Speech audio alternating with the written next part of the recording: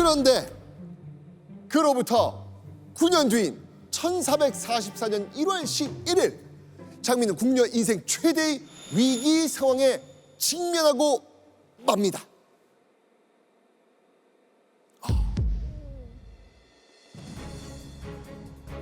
장미가 갑작스럽게 체포되어 의금부로 끌려가게 된 겁니다. 뭐라고 했을까 이번엔 또. 이번엔 또 나간 거야. 이번에도 약간 사랑 문제일 것 같아. 꺼진 불도 다시 보라는 격언처럼 사그라든 줄 알았던 사건의 불씨가 피어오른 건 평안도 땅이었습니다.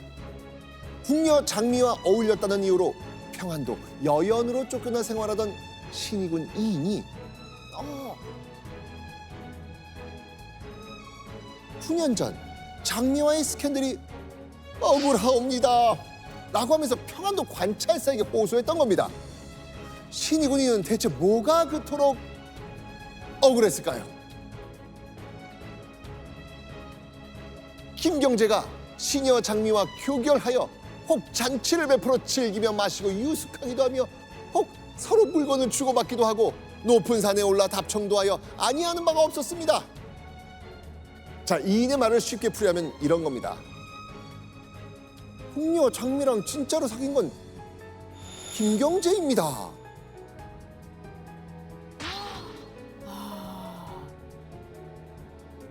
장미랑 김경재는 함께 술도 퍼마시고 함께 자기도 하고 서로 선물도 주고받고 산에 가서 놀기도 하고 안 하는 짓이 없었습니다. 그리고 김경재는 다름 아닌 이인 여동생의 남편, 즉 내부였습니다. 그렇게 9년 전 제대로 된 정황이 없어 흐지부지됐던 장미의 스캔들. 이 스캔들은 새로운 국면을 맞이하게 됩니다. 자, 관찰사는요, 이 일을 즉시 세종에게 보고했고요. 의금부는 곧바로 전면 재수사에 착수합니다. 그리고 신이군 이 일의 말이 사실인지 조사하기 위해 장미와 김경재는 의금부로 끌려와 신문을 받게 된 겁니다. 재수사가 시작된 이후로 약 2달 뒤 최초의 재수사 결과가 나옵니다. 신문을 받던 김경재가 드디어 자백을 한 겁니다. 김경재도 또한 말하기를 장미가 혼자 우리 집에 와서 유숙하였다. 김경재가 의금부에 장미와의 그 진한 관계를 인정한 거예요. 하지만 장미는 김경재의 말을 강력히 부인합니다. 김경재의 집에서 잔 건 사실인데 김경재의 처 외조무 이인의 할머니를 모시고 가서 함께 잤을 뿐 혼자 잔 적은 결코 없습니다 라고 말이죠. 장미와 김경재의 진술이 일치하지 않았기 때문에 이 추가 조사는 2달 가까이 이루어지게 됩니다. 그렇게 1444년 5월 8일 의금부는 최종 수사 결과를 발표합니다. 이제는 좀 결단 내렸을 것 같아요. 확실히. 해야죠.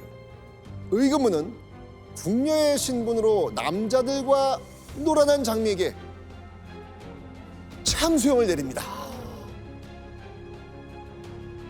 그동안 문제적 사건에 거듭 연루되면서도 큰 처벌받는 피해왔던 장미에게 드디어 사형이 구형된 겁니다. 자, 그렇다면 함께 어울렸던 남자들 김경재 참수. 심지어 억울하다던 신이군 이인 참수.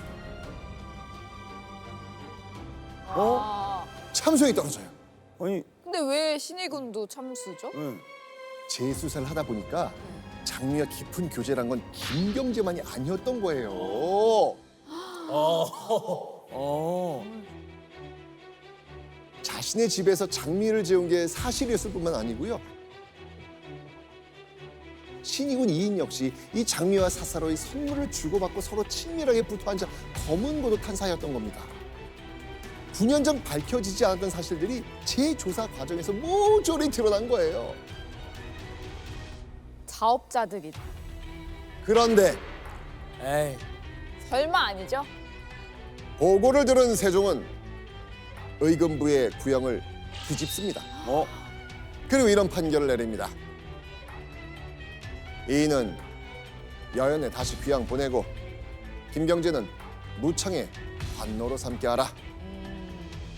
궁녀 장미와 어울린 두 사람을 아주 살려주겠다는 겁니다. 장미는 참수. 자, 그렇다면 이들과 같은 형을 받았던 장미 어떻게 됐을까요? 와,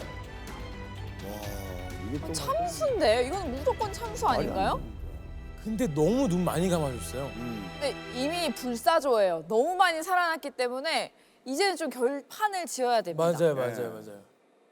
세종은 궁녀 장미에 대한 구형을 번복하지 않습니다. 장미는 의금부의 결정대로 참수형에 처해지게 된 겁니다. 그런데 세종의 판결에 대해서 조정신료들이 이렇게 말합니다. 셋 다 지은 죄가 막상막하인데 장미는 극형에 처하고 두 사람의 죄는 눈 감아준다면 어찌 이치에 맞겠습니까? 이런 신하들의 주장에 세종, 장미가 몸이 아프다고 거짓말을 해서 죽는 것이지 이인과 김경재 두 사람 때문에 벌을 받는 것이 아니다. 궁녀 장미를 처형하는 이유는 간통이 아니라 거짓말 때문이라고 이야기를 한 겁니다. 자, 그렇게 사형 판결을 내린 지 3주 만에 장미의 형이 집행됩니다.